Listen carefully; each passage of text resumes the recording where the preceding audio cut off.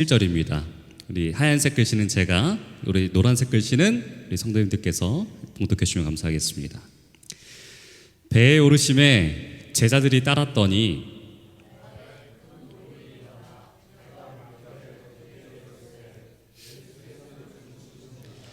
그 제자들이 나와 깨우며 이르되 주여 구원하소서 우리가 죽겠나이다.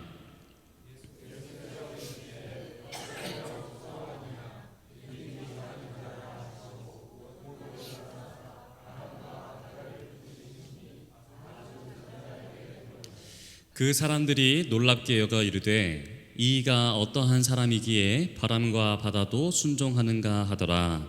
아멘. 우리는 계속해서 이 마태가 전한 왕의 복음, 마태복음을 함께 공부하고 있습니다. 우리 마태 8장과 9장은 우리 10가지의 예수님의 치유 사건들이 등장한다는 것을 우리가 지난 화요일 날 함께 보게 되었습니다. 이 10가지의 치유 사건들을 통해서 이 마태가 이야기하는 것은 예수님께서는 무엇도 승리하신다는 거예요? 질병도 승리하시고 또 우리의 모든 연약한 것들을 담당하시고 우리의 약한 것들을 다 치유하시고 친히 담당하시기 위해 이 땅에 오셨음을, 또 그렇게 모든 것을 담당하시는 왕으로서의 모습을 우리에게 강조하는 모습을 우리가 볼 수 있었습니다.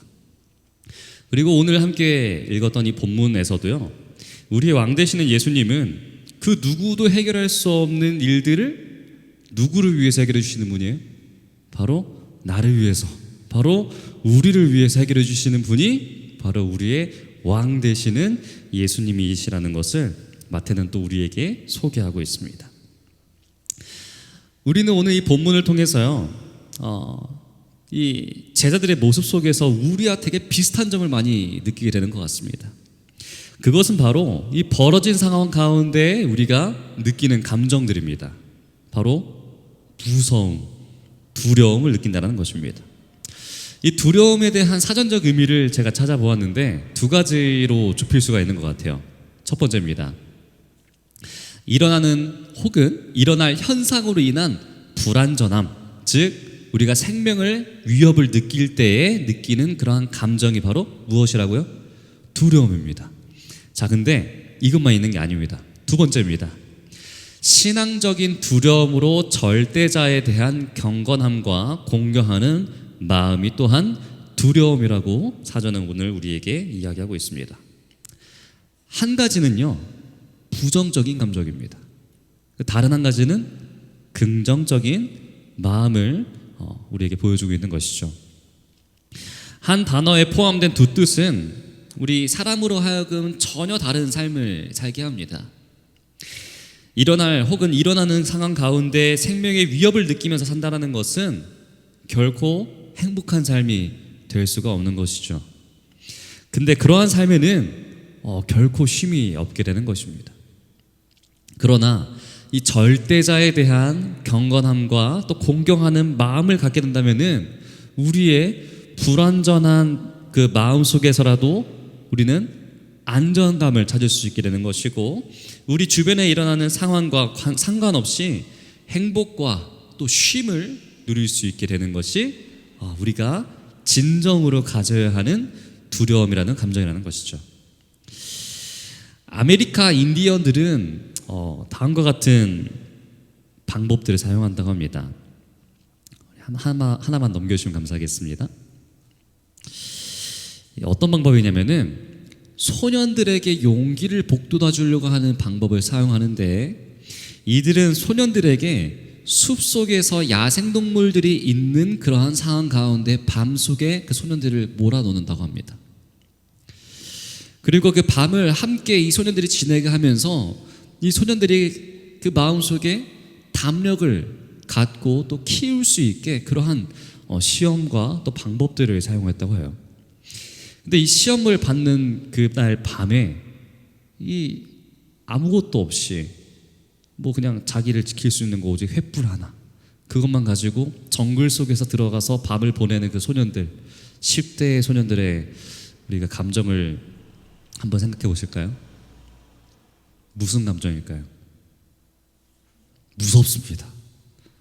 뭐 표범도 나오고 뭐 제규어도 나오고 자신을 위협할 수 있는 그러한 위협적인 존재들이 있는데 또 어떻게 해요? 그것들이 보입니까? 안 보입니까?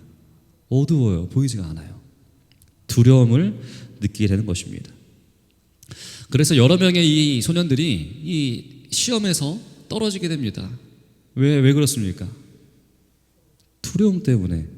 어두움, 또 미지에 대한 두려움 때문이라는 것이죠. 그런데 그 와중에 한 소년은 두려움에 떨지 않고 아주 태평하게 잠을 자는 소년이 있었다고 해요. 왜 그랬을까요? 그 소년이 그의 아버지가 가까운 나무 뒤에 숨어서 나무 뒤에서 화살을 당긴 채 지키고 있는 것을 보았기 때문이라고 합니다. 아들 몰래 아버지가 아들에게 위험이 닥치지 않게 하기 위해서 밤새 활시위를 당긴 채로 지키고 있었다는 것이죠. 같은 장소에서 이들은 같은 시험을 받고 있었습니다. 이들은 전혀 다른 두려움을 가지고 있었습니다. 어둠과 야생동물에 대한 부정적인 두려움과 아버지에 대한 공경과 신뢰심의 긍정적인 두려움을 갖고 있었던 것이죠. 오늘 우리는 이 본문에서 두려움에 휩싸인 제자들을 보게 됩니다.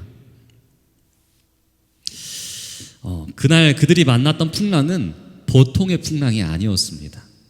누가는 이 바람에 대해서 광풍, 미친 바람이라고 표현합니다. 시대의 소망에는 좀 더 자세하게 이 상황에 대해 묘사하고 있습니다. 334페이지입니다. 갑자기 어둠이 하늘을 덮더니 바람이 게네사렛 동쪽 연안 일대에 산 골짜기들을 맹렬히 엄습하고 뒤이어 호수에는 폭풍이 일었다. 단순히 제자들이 탄 배에만 풍랑이 일은 것이 아니었습니다. 호수를 넘어서 그 인근의 골짜기들까지 엄청난 이 태풍에 휩싸이게 된 것이었어요. 그 일대가 아주 큰 소란을 겪게 된 것입니다. 노한 바다에 해는 져서 완전히 칠흑 같은 어둠이 깔리게 됩니다. 포효하는 바람에 격동하는 파도는 이 제자들이 탄 배를 사납게 때리면서 삼켜버릴 듯이 이렇게 위협을 하고 있는 상황이었던 것이죠. 그리고 점점 배에 물이 차기 시작합니다. 그리고 급기야 배가 가라앉기 시작합니다. 잠깐 후에는 분명히 줄인 바닷물이 저들을 삼켜버릴 것이었다. 아주 긴박한 상황을 지금 잘 묘사하고 있는 상황입니다. 이 두려움 앞에서 제자들이 무엇을 할 수 있었을까요? 아무것도 못합니다. 근데 사실 이 두려움을 극복할 만한 여러 가지의 조건들을 이 제자들은 가지고 있었습니다. 한 개 살펴볼까요? 첫 번째입니다. 첫째로 제자들은 개인적으로 배를 잘 다루는 기술자들이었습니다. 왜 그랬습니까? 그들은 어부였어요. 그들은 생애를 그 호수에서 보낸 아주 강인한 어부들이었습니다. 많은 폭풍들을 겪었던 사람들이었고 지금까지 그들의 배를 안전하게 이끌었던 경험도 자신들이 이미 겪었던 사람들이었어요. 그런데 이번만은 그들의 능력과 그들의 노력이 통하지 않는 상황이었던 것입니다. 두 번째입니다. 둘째로 그들은 도와줄 동료들이 있었습니다. 마가는 이렇게 이야기합니다. 저희가 무리를 떠나 예수를 배에 계신 그대로 모시고 가매 다른 배들도 함께 하더니 다른 배들도 함께 있었던 것입니다. 이들 한 척만 있었던 것이 아니었어요. 그러나 이 광풍 속에서 그들은 서로에게 아무런 도움이 될 수가 없었던 것이죠. 세 번째입니다. 그들은 신앙적인 경험이 있는 자들이었습니다. 이들이 누구입니까? 예수님께서 선택하신 제자들이었어요. 예수님께서는 그날 제자들 앞에서 이미 하루 종일 천국 복음에 대해서 막 전파하시고 가르치시고 또 치유하시고 아주 엄청난 이적들을 보여주십니다. 그 이전에도 광풍이 있기 전에 예수님께서는 이미 백부장의 종을 고쳐주시고 또 나인성 과부의 죽은 아들도 살리시고 이 문둥이 또 시몬의 집에 있었던 항유옥합 사건도 그들로 하여금 이미 다 경험하게 하셨어요. 이들은 다 예수님의 그 기적들을 바라봤던 사람들이었습니다. 신앙의 이론과 실제를 그들은 이미 경험했던 사람들이었어요. 그러나 오늘 그들이 만난 이 공포심은 신앙적 이론과 경험으로는 극복될 수 없었습니다. 네 번째입니다. 이 부분은 정말 충격적인데, 그 안에 누가 계셨죠? 예수님께서 함께 계셨습니다. 이 하나님의 또 이 세상을 구원할 구주께서 그 배에 함께 타고 계셨어요.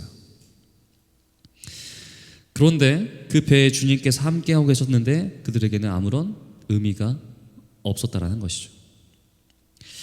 이보다 더 좋은 조건이 어디 있을까요? 배도 이미 다 고칠 줄 알고 옆에 동료들도 있고 신앙적인 경험도 다 했는데 심지어 누가 함께 계세요 지금? 예수님께서 함께 계세요. 근데 이들은 달랐습니다.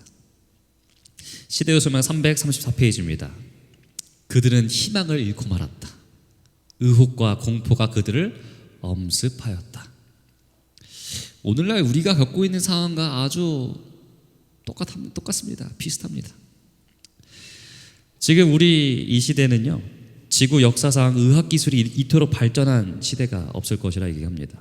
두 번째, 큰 재난이 있을 때마다 우리는 함께 도우면서 어려움을 극복할 수 있는 우방국들이 함께 있습니다. 세 번째, 종교적으로나 신앙적으로 볼 때에도 우리는 신앙적인 이론과 경험이 부족하지 않은 때에 우리가 함께 살고 있습니다. 네 번째입니다. 무엇보다도 우리는 그리스도를 가슴에 품고 살아간다라는 그런 자부심이 있는 그리스도인들입니다. 똑같은 상황이에요. 똑같은 상황입니다. 그런데 우리가 한번 지난 코로나 때를 함께 상상해 보실까요? 어땠습니까? 제가 방금 읽어드렸던 이 네 가지의 조건들. 의학기술이 그토록 발전했던 시대였어요.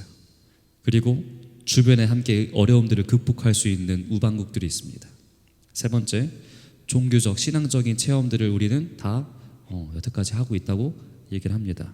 그리고 예수님을 우리의 마음속에 품고 살아간다는 그런 자부심도 갖고 있는 그리스도인들입니다. 근데 이러한 조건들이 전혀 작동하지 않았던 때였던 것 같아요.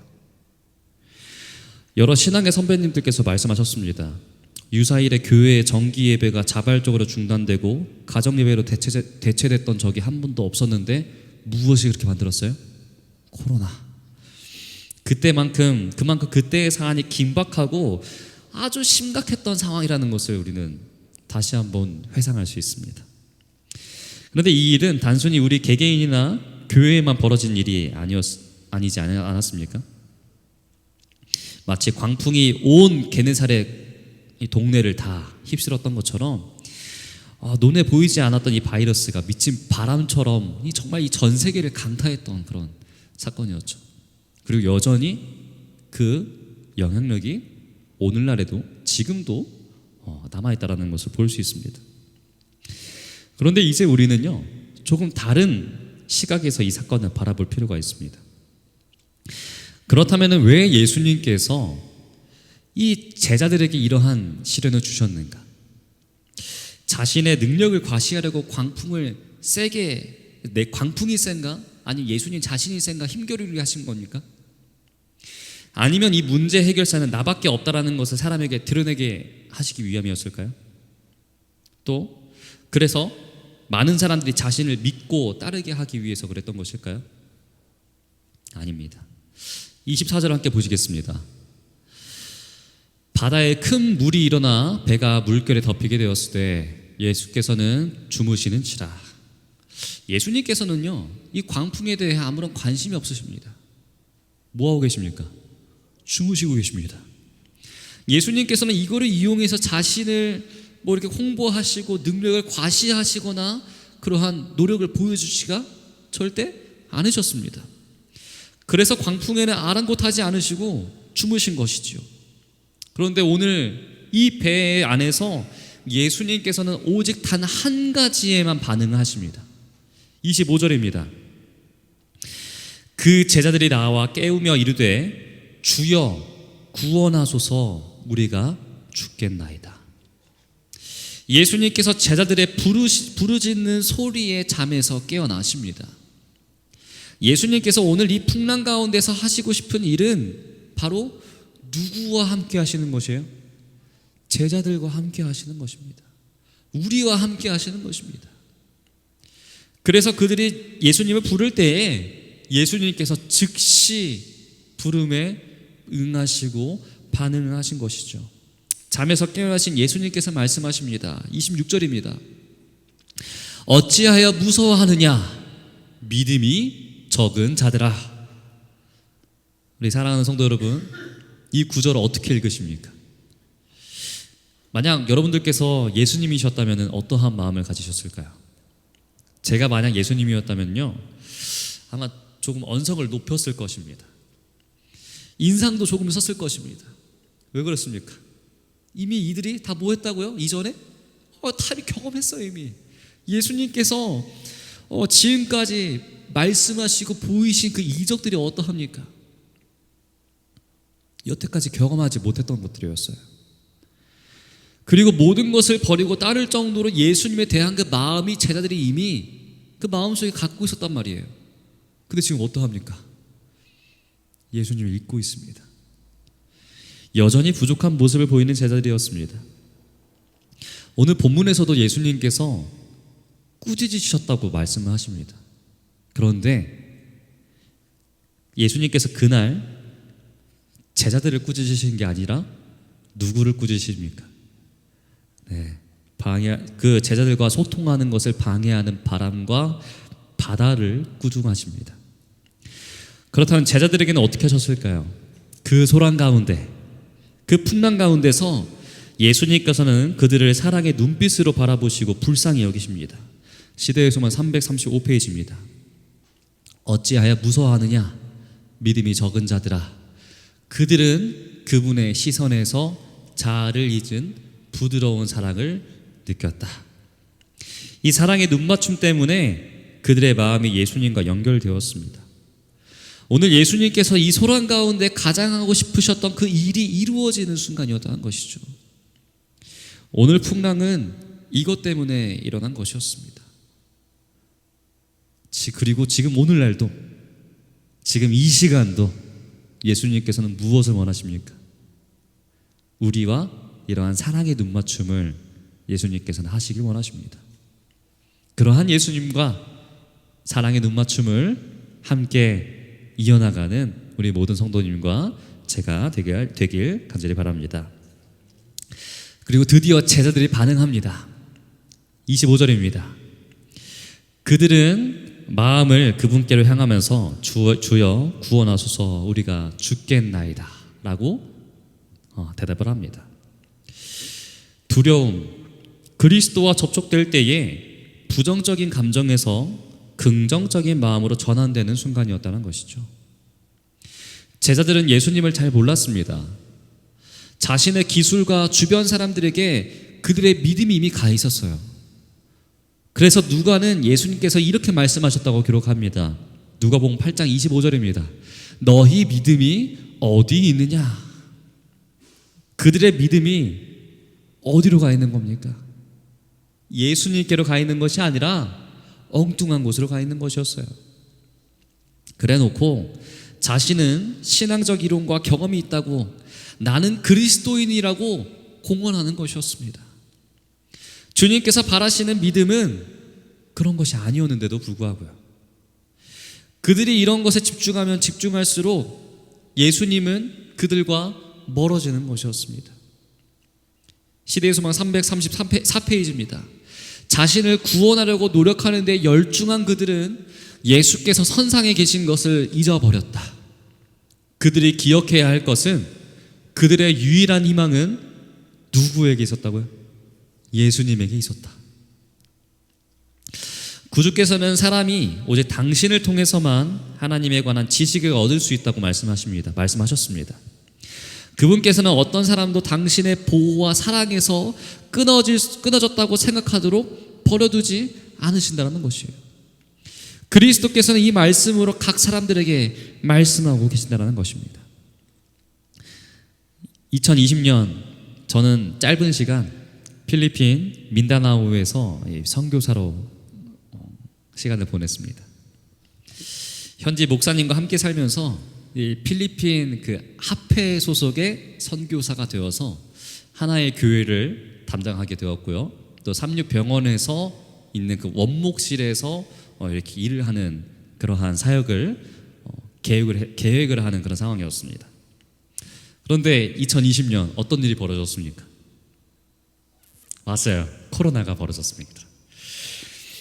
한국에 코로나가 퍼지기 전에 저는 이제 필리핀을 가 있는 상황이었는데 딱 가니까 어떻게 돼요? 제가 그때 2월인가 그때 입국을 했거든요. 근데 한국에는 막 이제 중국에서 뭔가 이상한 바이러스가 퍼졌다고 합니다. 근데 한국에 갑자기 제가 도착하니까 한국에서 막 점점 퍼져가지고 부모님은 마스크를 구하지 못해서 막 대란이 일어나고 밖에 나가지 못하고 그런 상황이 있었다고 전 얘기를 들었고요. 근데 그때 들렸던 소문은 필리핀은 따뜻한 나라이기 때문에 바다를 건너서 이 코로나가 침투할 수 없을 것이다. 필리핀은 괜찮으니까 걱정하지 말아라. 그런 소문이 퍼졌는데 웬걸? 엄청나게 창궐을 했습니다. 그게 어느 정도였냐면요. 저희 마을에도 코로나가 확산이 되어가지고 어떠한 교통편도 이렇게 다니지 못하는 그러한 상황이었습니다. 그러다 보니까 저희 선교 계획에도 차질이 생겨서 더 이상 제가 있는 그곳도 더 이상 안전하지 못한 곳이다 라는 것을 판단하게 되고 제가 이제 한국으로 돌아가려고 하는 그러한 계획을 세웠는데 돌아갈 수가 없었어요. 왜냐하면은 제 여권이 마닐라에 있었습니다. 이 비자 문제로 저는 민다나오에 있는데 마닐라까지 가려면 배를 타고 비행기나 배를 타고 가야 되는데 이미 비행기 편도 끊겨 배 편도 끊겨 여권을 받을 수 없는 상황이었던 것입니다. 그러한 상황 가운데 이 4개월 만에 한국에 돌아오게 되었는데 그 과정이 이 제자들의 모습과 너무나 동일한 것이었어요. 이 민다나오에 있는 한인들을 한국으로 귀국시키기 위한 특별 항공편이 마련이 되었습니다. 그런데 제 여권이 어디 있다고요? 마닐라에 있어요. 그걸 못하게 된 거예요. 탈 수가 없는 상황인 겁니다. 그러니까 어떻게 해야 합니까? 제가 여권을 잃어버렸다라는 것을 확증할 수 있는 서류를 떼기 위해서 경찰서 가야 되고 동사무소 가야 되고 보건소 코로나 안 걸렸다라는 그 보건소 확인증 떼러 가야 되고 법원 가야 되고 변호사 법률사무소 가야 되는데 제가 할 수 있을까 혼자 다 못하죠.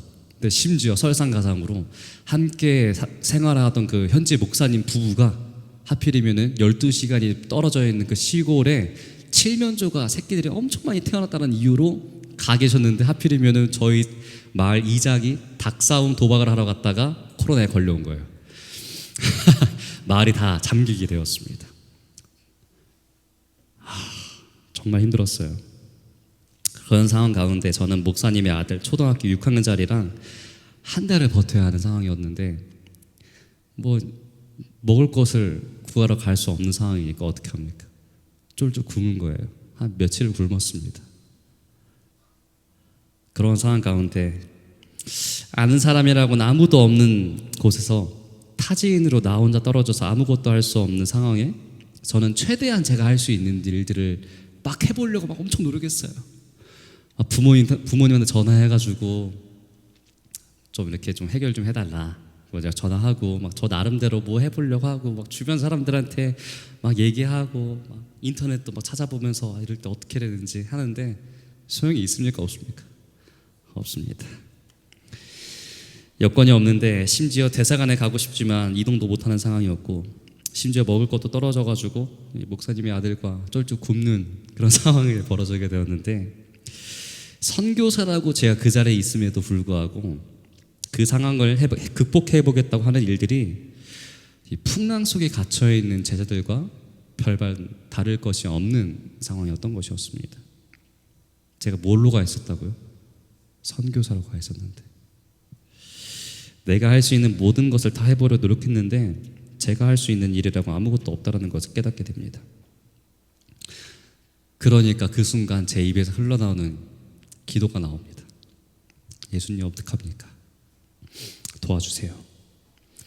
안전하게 보호해 주세요. 이러다 죽겠습니다. 라는 기도였습니다. 그런데 그 이후에 일어나는 일들이 정말 이해할 수 없는 일들이 일어납니다. 일단 밥을 먹어야 하잖아요. 근데 어떻게 해요? 먹을 게 없어요. 근데 막 주변에서 사람들이 먹을 것을 갖고 와요. 갑자기 자기들도 그 정말 가난한 사람들이거든요. 정말 가난한 사람들인데 자기들도 먹을 것이 없는 그런 사람들인데 우리 선교사님 굶어 죽이면 안 된다고 먹을 걸 찾아옵니다. 또 여권을 대신할 수 있는 서류를 만들기 위해 경찰서, 보건소 막 이런 데 엄청 막 돌아다녀야 되는데 그 모든 것을 돌아다닐 수 있게 주변에서 한 교인이 차를 태워다 주면서, 현지인이었어요. 돈도 없는 사람입니다. 기름값도 댈 수 없는 사람이에요.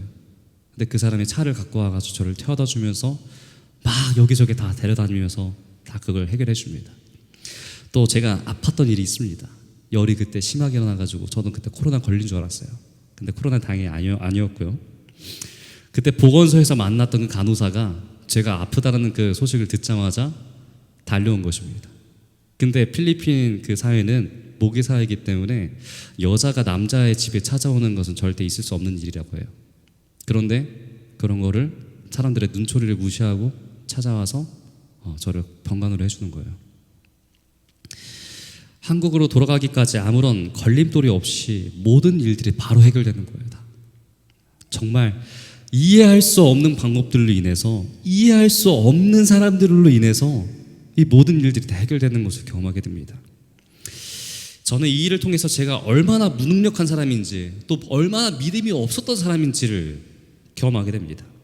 또 깨닫게 됩니다. 오직 내 희망은 예수 그리스도께 있음을 체험하면서 주님 앞에 다시 한번 나아가는 경험을 그때 제가 하게 되었습니다. 제 마음속에 잠들어 계시던 예수님께서 깨셔서 반응하셨던 것이죠.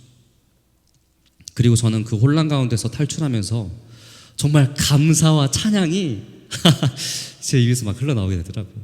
그래서 제 마음속에 있었던 그런 힘든 것과 그런 모든 것들이 다 회복되는 것을 경험하게 됩니다. 오늘날 여러 가지의 어려움들이 우리를 광풍처럼 우리를 위기로 몰아넣고 있습니다. 그러나 이제는 부정적인 두 감정의 두려움이 아닌 오히려 이 상황을 꾸짖으시고 우리에게 사랑을 표현하시기 위해 이런 어려움을 허락하신 왕 되시는 예수님께 긍정적인 마음과 두려움과 신뢰심을 갖게 됩니다. 이제는 어려운 가운데서 예수님을 통해 부정의 감정에서 돌이켜서 긍정의 마음으로 회복하는 우리가 되길 간절히 바랍니다. 너의 재능과 주변 인물들, 너의 신앙적 이론과 경험들을 다 뒤로 하고 너 마음속에 잠재워뒀던 나에 대한 사랑을 회복하기 원한다 라고 예수님께서 오늘 우리에게 말씀하십니다. 그래서 그렇게 또 우리의 왕께서 우리를 초청하십니다. 오늘은 무슨 날이죠? 안식일입니다. 풍랑 속에서도 평온히 쉬셨던 예수님을 이 시간 함께 생각해 보시는 안식일 되시기를 간절히 바랍니다. 그리고 제자들과의 관계에 집중하셨던 그분의 사랑을 우리가 이 시간 함께 생각하는 귀중한 안식일 되시길 바랍니다. 시대의 소망 336페이지 마지막을 읽고 오늘 말씀 마치도록 하겠습니다. 예수께서 잠에서 깨어 폭풍을 대하셨을 때 그분은 극히 평온하셨다. 그분의 마음에는 두려움이 없었으므로 말이나 표정에 두려워하시는 기색이 없었다. 그분께서는 당신이 가지신 전능하신 능력에 의뢰하지 않으셨다. 그분께서는 하늘 아버지의 능력에 의뢰하셨다. 예수께서 쉬신 것은 믿음, 곧 하나님의 사랑과 돌보심을 믿는 믿음 안에서였으며 폭풍을 잔잔하게 한 그 말씀의 능력은 하나님의 능력이었다. 예수께서 믿음으로 아버지의 보호 안에서 쉬신 것처럼 우리도 구주의 보호 안에서 쉬어야 한다. 구주께 대한 산 믿음이 인생의 바다를 잔잔하게 할 것이요, 그분께서 가장 좋다고 생각하는 방식으로 우리를 위험에서 건져내실 것이다. 오늘 이 시간 우리가 부르는 찬미 그리고 진실된 마음으로 받아들이는 이 말씀과 이 모든 예배가 주님을 만나는 귀중한 시간 되시길 간절히 바랍니다. 두려움과 부정의 감정에서 긍정의 마음으로 우리의 유일하신 소망, 예수 그리스도, 또 우리의 왕이신 예수 그리스도를 다시 한번 만나시는 복된 안식일이 되시길 간절히 바라면서 오늘 말씀 마치도록 하겠습니다.